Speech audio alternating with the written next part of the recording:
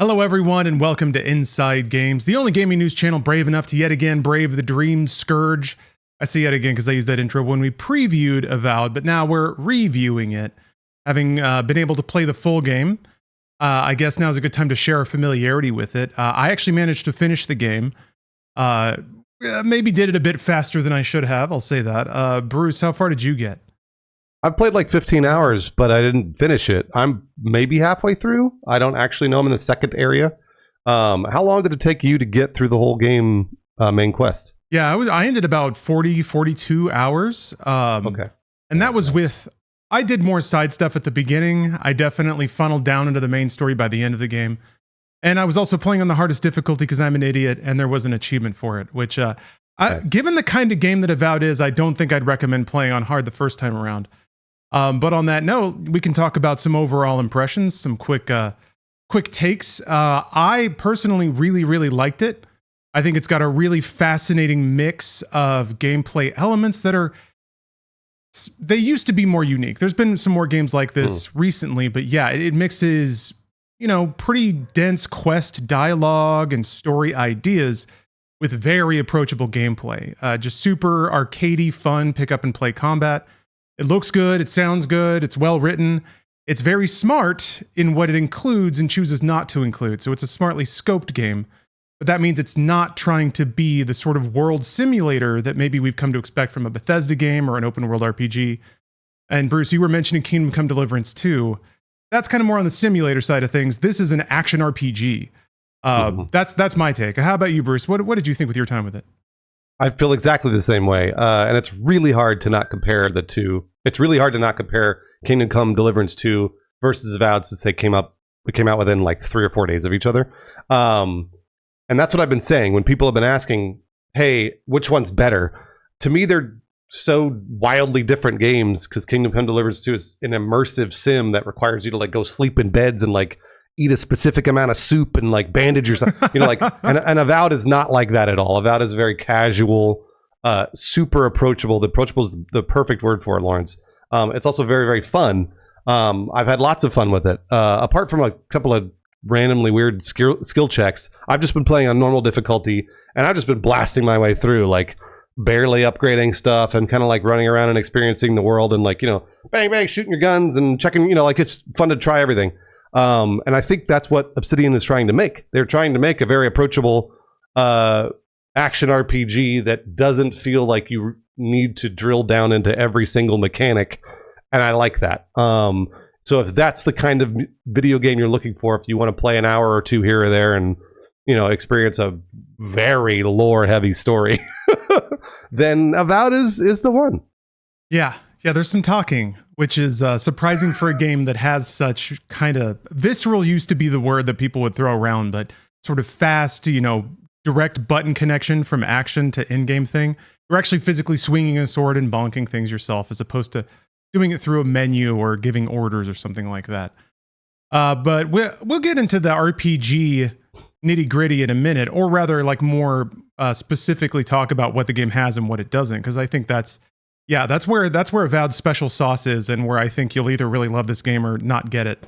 But first, story, because you were talking about this too, Bruce, how the story didn't necessarily try to pull you through the game.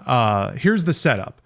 You're the envoy of the Emperor. You're sent to a place called the Living Lands to discover the true nature of something called the Dream Scourge.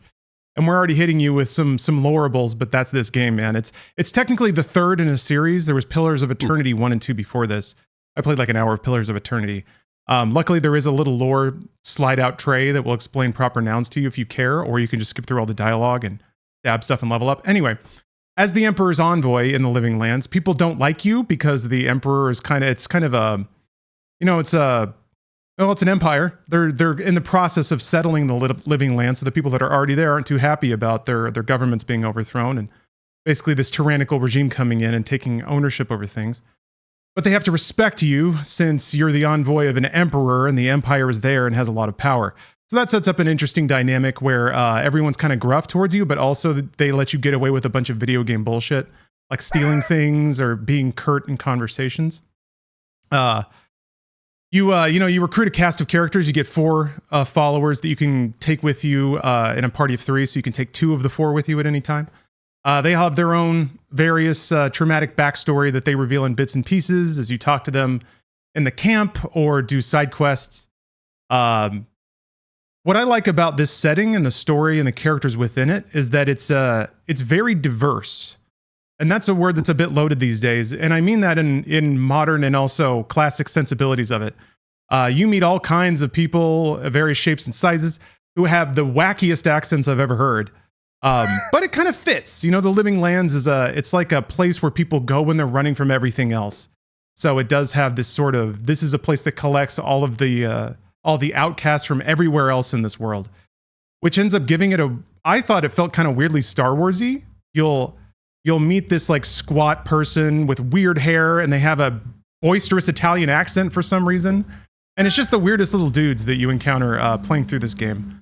So I thought that gave it a bit of a charm. So yeah, you're sent off. You basically poke around to try to figure out what the Dream Scourge is. Meanwhile, and again, this is getting complicated, you are also a godlike. So you are the chosen avatar of a god that you haven't even met yet. And that's the personal story in the game, is you discovering the god that has touched you, the nature of their control over you, and even the nature of the god themselves. Because that's another mystery that ends up maybe or maybe not being connected with the Dream Scourge in the first place. So that's kind of the stakes as they're set up. Bruce, how come that did not hook you through the end of the game? Well, you illustrated my point perfectly. You did a really good job, by the way, of summarizing everything that's happening in this game in approximately 3 minutes. Because you're right, all of those things are happening all at the same time. And if any of that sounds uninteresting, you are immediately disengaged. So it's like one of those things where like the Dream Scourge to me was like a virus that's like taking over the world, basically. It's like turning everything into mushrooms. So that's why I keep talking about all the mushrooms, because nobody wants to hear the word Dream Scourge 1,000 times, but everyone knows what a mushroom is, or a fungus. So we know what that is. We know it's taking over the world. And then the whole Adir and Envoy thing where you're the envoy of the Emperor. Sure. Yeah, whatever. Like, you're the chosen one. You don't need to tell me why. Video game, like, it's funny because video games are always telling you, oh, you're the chosen one, you're the chosen one. Yeah, I get it. I know I'm the chosen one. All right, it's fine. And the same with the godlike thing. But the godlike and the Dream Scourge sort of interconnect because you have a mushroom on your head. I'm calling my character Mushroom Head. I assume that you are also related to the mushrooms everywhere. It would make sense. But maybe you're not. I didn't finish the game, so I may at some point, but I guess what I'm getting at is that it's very weird to have this game that's very approachable and fun and have lots of like, again, you can do whatever, you use wands and magic and guns and swords and all that stuff, and it feels great gameplay wise, but then also you're just getting hit over the head with all of this lore over and over and over. Even if you're trying to avoid it, you're still just getting huge words and paragraphs and like all this stuff. So if you really wanted to dive in, I guess you could. But for me, it's this push and pull between this really approachable gameplay and this really unapproachable lore. So I'm not saying it's bad, by the way. It's just something that made me feel like they were at odds. We're not used to that mix, right? Usually if the gameplay is simple and approachable, they make the story equally approachable. But yeah, that's what makes this game such an odd duck, is that it has the deep lore of a big rigid RPG, but it doesn't play like one. So and speaking of that, I guess we can segue over to the gameplay aspects of the game with your hands on the controller. It's great. Running around in these open zones is really awesome. You're probably familiar with the construct because a lot of games are like this nowadays. You have this kind of open zone exploration. It's not an open world, but I don't know that people are really clamoring for vast open spaces as much anymore. People seem to want density, and this game is quite dense in its areas. You got main quests, you got side quests, you got cities that are instanced off. You go through a load door to get to this village that has NPCs, quest givers, vendors, bounty boards. What I find interesting is the design of the open zones is kind of similar to Shadow of the Erdtree, is what it reminded me of. How like you'll have this open area, but essentially hallways branch off that go to basically linear level sections that are folded into this open environment. So you'll have like a spire of rock, and then maybe one ramp will go in there, and it'll be a dwarf cave. Another ramp will go higher, and then there'll be a pirate cave above it, all complete with treasure chests and maybe quest abilities. Star Wars Outlaws kind of did the similar thing. I love it. I really like this way of organizing levels. It makes these playable zones be these almost like MC Escher style environments where all these playable spaces have been folded in on each other. The sense of freedom and discovery is there, I think. And the areas are really gorgeous, fun to explore and look at. And in terms of comparisons, so you talk about approachable gameplay. I think Starfield is actually a pretty good example of a game that's super approachable and also had a pretty brain dead story. Like it was something you didn't really need to know a bunch of lore, even though they would hit you with Starborn a lot at some point. But yeah, definitely pared back on the conversations quite a bit. So in that way, it kind of made sense, even if the exploration wasn't quite in Starfield. So it's almost like you can look at all of these gameplay aspects and rate them on meters, and then whatever mix you're looking for is what game is for you. How did you feel about the general flow of gameplay versus the open zones, exploration, fighting things? Yeah, like I said, I played about 15 hours of it and played it on normal difficulty. And to me, the hard difficulty feels like it's just going to bullet sponge everything up. So it's going to make it so that yeah, right. And that's not really my thing. I would rather kind of play the way the developers are sort of wanting me to play the first time. And I really have enjoyed what I've done. I've run into a couple of random skill checks in the second area where all of a sudden the fights become impossible. So it goes from like really easy, whipping around, using your magic and like killing things with no problem to bang. Like it's like there was no in between. There wasn't like ramping up slowly and like, oh, well, this guy might be a little hard. I'm gonna have to upgrade a little bit. Like it hasn't been like that at all. And to go back to the gameplay, you can spec into basically anything you want when it comes to magic or fighting or melee or like literally anything. However, I think the game maybe wants to steer you in a specific direction, or you have to specialize in something in order to get better at the game. I don't know, Lawrence. You would know better than I would. It's tricky. Because the game's skill system and upgrade system are pretty unique, and it probably the most simplified thing about the game. Basically, the only things that determine your power relative to enemies is your weapon and your armor. You have stats, but those basically just scale things across your entire player. So you'll get more HP with this stat. You'll just get more damage with might or whatever. And it's the same damage whether you're holding a sword or a wand is kind of how it works out.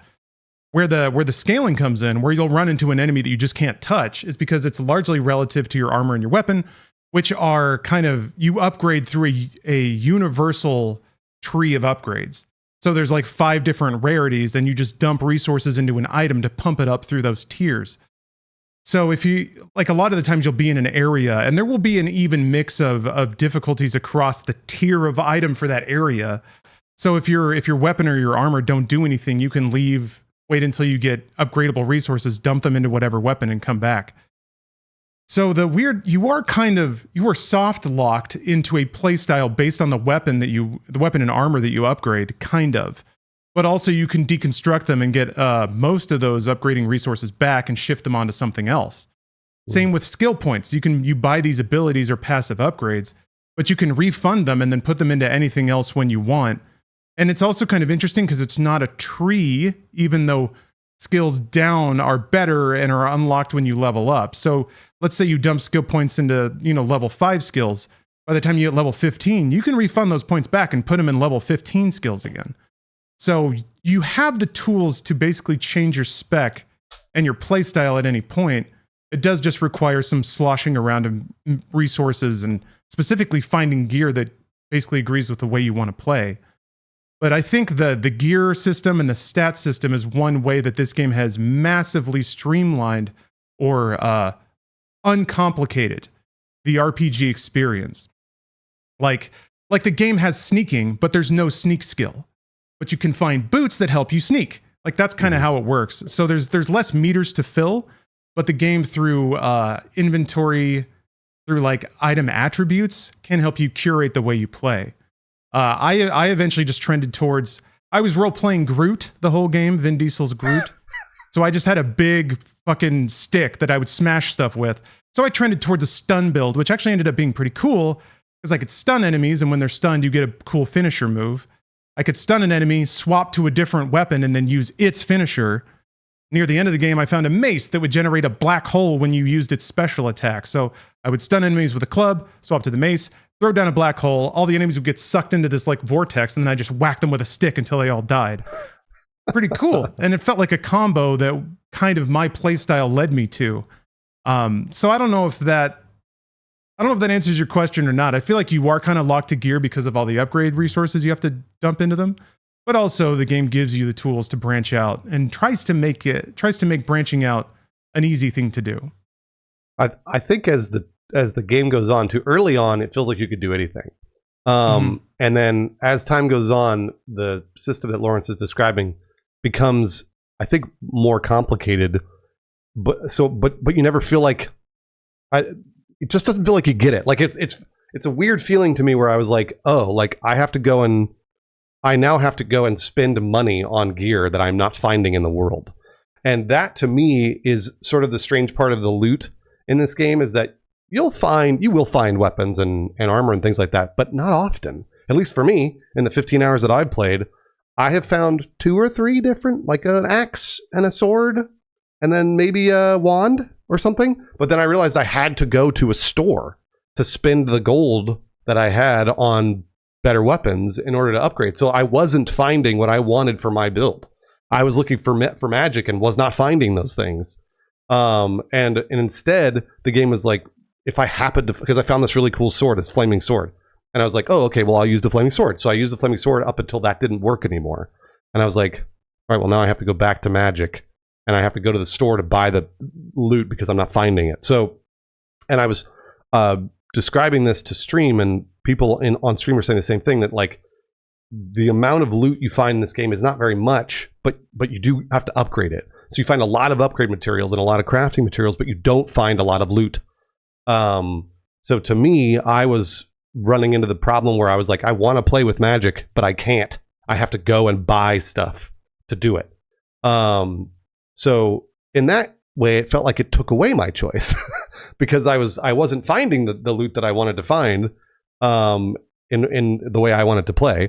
And instead, the game was forcing me to a melee build that I didn't want. So it was kind of this, and again, even the melee build was fun, but it wasn't what I wanted to do.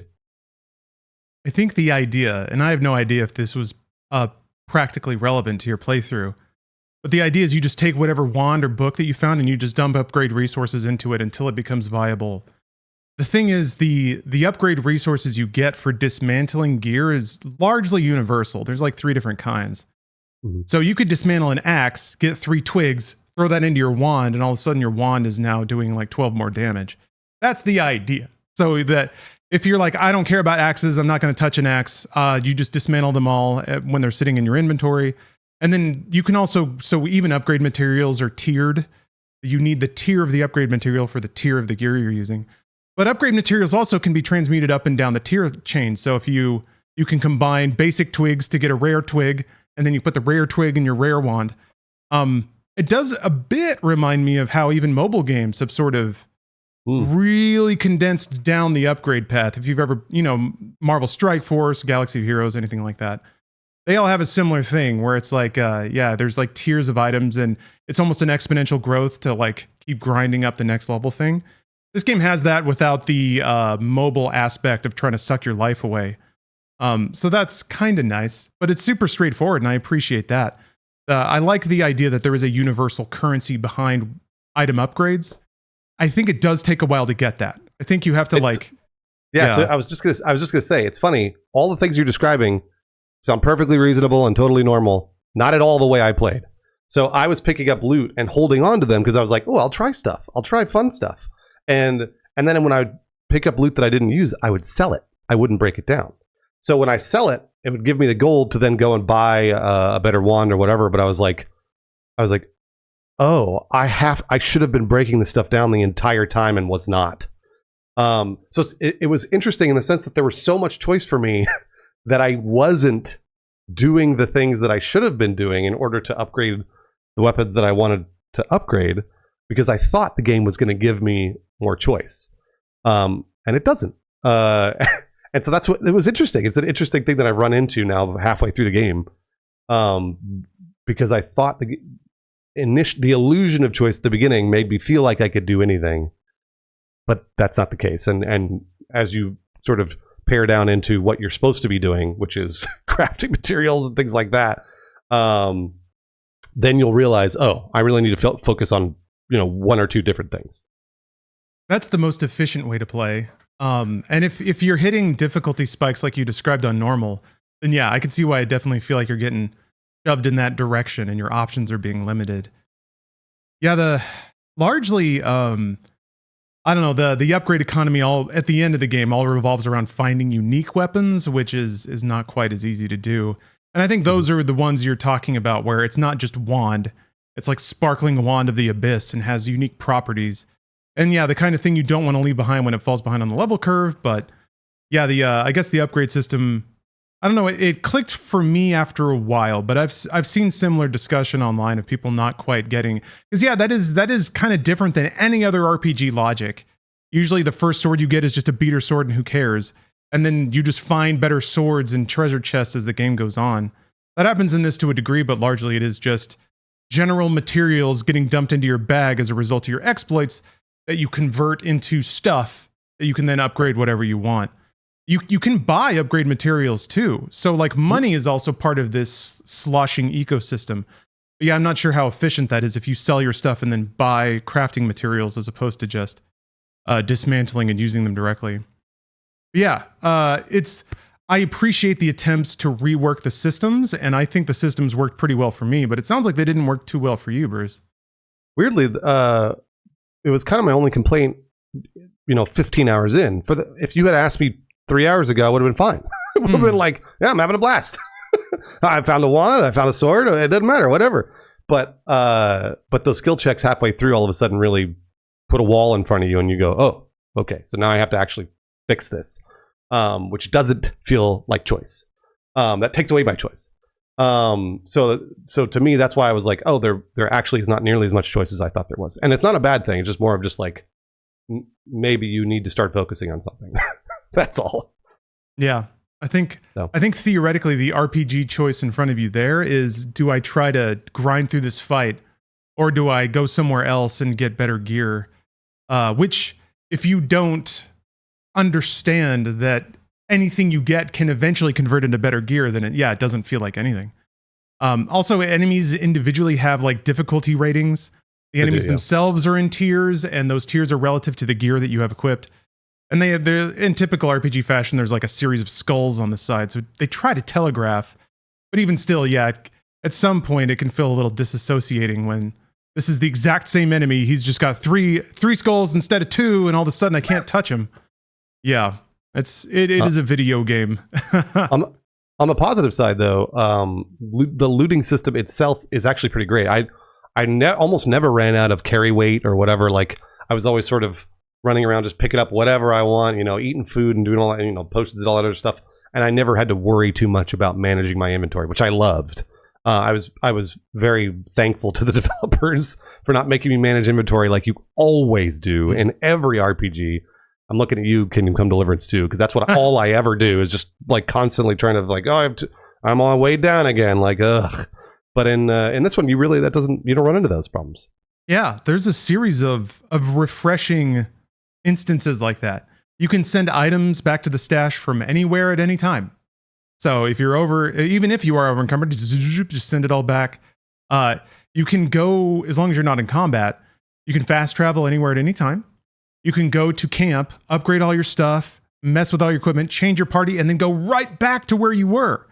Mm-hmm. So yeah, it does take a lot of the pointless downtime and sort of logistical management out of the experience. So what you're left with is combat, exploration, and talking, which theoretically are like the fun parts of an RPG, right? Depending on what flavor you're looking for. Yeah, fascinating mix. I don't know. I find it's fun to track the experiments inside of action RPG design, because games like Final Fantasy 16 almost too minimalized for people's taste, or things like Starfield. Like they're starting to cut out certain things that people really value. So it's kind of interesting to see where we're at in the Venn diagram of all these overlapping features. I guess one of the last things I want to talk about is the sound of the game. I think the music is great. You get it doesn't quite stand out so hard. It's not like a film score that punches you, but you get these rises and falls of musical interludes as you're exploring. I like that they change based on what area you're in. It gives the areas more of an identity, even though they have a pretty strong visual look to start. A lot of voice acting in this game, as we mentioned, a lot of gabbing. Everyone loves Garrus. What is it? Brandon Keener is voicing Kai, the Fishman. He's the first and most stalwart companion you have, so the developers knew what they were doing there. I personally want to shout out, let's see here, Anjali Bhimani, who voiced Yatsli. You might not have gotten to this character. She's a little furry elf girl, but she's a real firecracker, Bruce. Real fun character. Her character has like this sprightly confidence and a lot of little throat nasal affectations that kind of remind me of Madeline Kahn. Bit of an old reference there, but a phenomenal actress and like great comedic chops. So she was a really charming character and just a delight to have on screen at any time. As I'd mentioned, the writing style I really like because different characters are written with a different voice. This is kind of hard to really put words to, but like a Bethesda RPG, something like Starfield or Skyrim, every NPC is essentially the same character. They all speak the same way. They all use the same diction and whatever. That's fine. But when you talk to different characters in this game, they have different grammar, different personalities, even different emotional tones that they're coming into the conversation with. So that's nice. One thing that may get on people's nerves is there can be quips. It can be a little quippy sometimes. Oh, it's very quippy, yeah. Yeah. I think it's done well, but it's still quips. And some people are really allergic to that, especially after 15 years of Joss Whedon-y dialogue and Marvel-y stuff. So yeah, there occasionally will be a phrase or a meme that's referenced, some kind of current phrasing that works its way into this game. It's usually done tongue-in-cheek. I like games that don't take themselves too seriously, even though this game has moments where it certainly does. But it can cause some eye rolls if you're a stickler for that kind of thing. But I think I'm talking about it in relation to audio because I think the acting generally sells it really well, and the acting generally has a good grasp of the comedic timing and the beats that are in the script. How did you feel about all the characters and sound and everything, Bruce?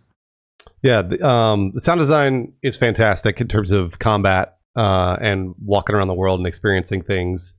Like you said, the music is also terrific. I had no complaints with those. Those are great. I will say that the overarching story actually really holds back the voice acting and the really good writing, because it really does have the Obsidian charm that you've come to expect from a Fallout New Vegas or an Outer Worlds. It for sure has that, and so whoever's been writing these games is doing a great job of injecting character into your companions, and you kind of, occasionally you'll laugh at their little quips and be like, oh, that's pretty fun. That's actually relatively clever. However, when they drop a paragraph of lore on you, then on top of that little quip, then it's just like you just tuned out for a second, and then you're coming back to Kai saying something funny. So to me, it feels like they're like, fuck, we got to put a paragraph in about the Dream Scourge and about how you're godlike and all that, and then you'll say this whole thing, or whoever's talking will say the whole thing, and then Kai will be like, "That's right, huh?" And then you're like, "Okay, I'm back into the game." So it's a very interesting, again, a weird mix to me. This whole game is becoming a very weird mix of things that are very approachable, but then also not at all approachable. So it's like this weird push and pull that I did not expect to experience the longer I have played Avowed. Initially, I had none of those complaints, and as the game sort of plods on, it becomes this weird thing where I'm like, this doesn't feel like the game that I started with. So if you like that, if you like the diving into all this lore, and if you like the diving into the skill systems and stuff like that, Avowed's gonna be perfect for you.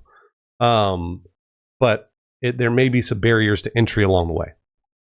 Yes, I agree. I didn't start feeling a little story exhaustion until near to the end of the game. Granted, I was kind of putting myself under a crunch to finish it before I fell asleep, but yeah, I like the story, but I do agree it starts to get very wordy towards the end. I gave the game credit because most of the time there is a dialogue option that acknowledges this. You'll have a god that starts whispering to you when you sleep, and almost right away you can start telling it to fuck off. I didn't pick that. I started to at the end of the game, and I was confused because when you pick that, there's still a lot of talking. I thought if you would pick the I'm done talking option, it would just stop conversation. I kind of wish it would. I didn't do it too reliably, but yeah, nearer to the end of the game, I started being like, I don't want to talk anymore. And they would just be like, wait a minute. And there was even one time where like, I went up to talk to this dwarven council. We had a whole fucking talk about their whole deal. And then on the way out, one of the guys is like, oh, wait a minute. We have a whole other conversation while I'm headed towards the door. I go down an elevator. On the way out, some other people are like, wait a minute. And it's not like it wasn't even an NPC barking and then I could walk up and hit use. It would fade the screen out and then I'd be in another dialogue. So yeah, I was just mashing the skip dialogue option. And I'm usually pretty tolerant of games that like to yap. That said, I do think the game has a really interesting story. For the first half, it is pretty concise and direct with its narration. But then I think it expects that you're getting more invested in the story as it goes, so it starts to borrow more of your time. I do wish that there would be a way to get through it a lot cleaner for the players that enjoy just the combat. It is a bit interesting that it does seem so open to player choice at the beginning, and then sort of stick you in some loreable conversations as it goes on.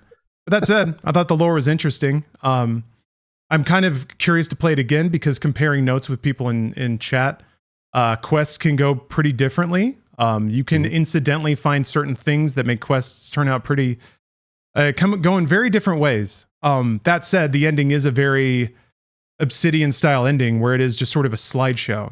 It'll fade up a picture and tell you what happened in this village as a result of your actions, which is to say classic Fallout, but it's the same DNA from like Fallout 1 and 2 to New Vegas, now to Avowed, which I bring up because I thought Obsidian brought a lot of like interesting ideas and even old school design to New Vegas, whereas Bethesda was going more towards the like approachable, playable route.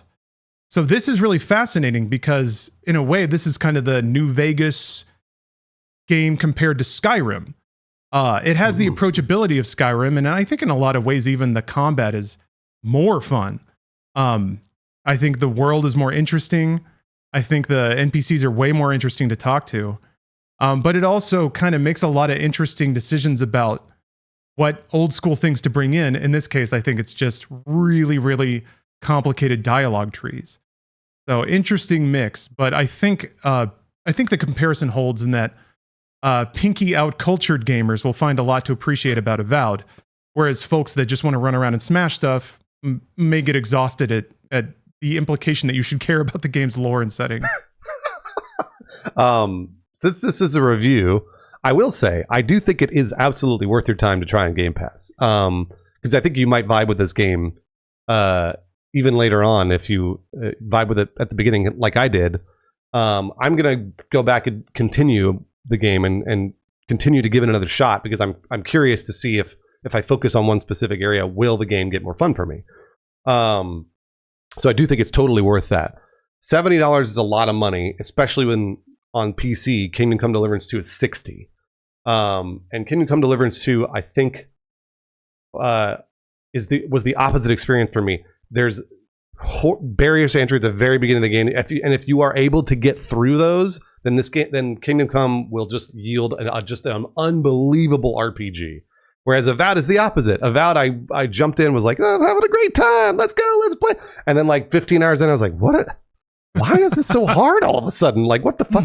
So it was exactly the opposite experience.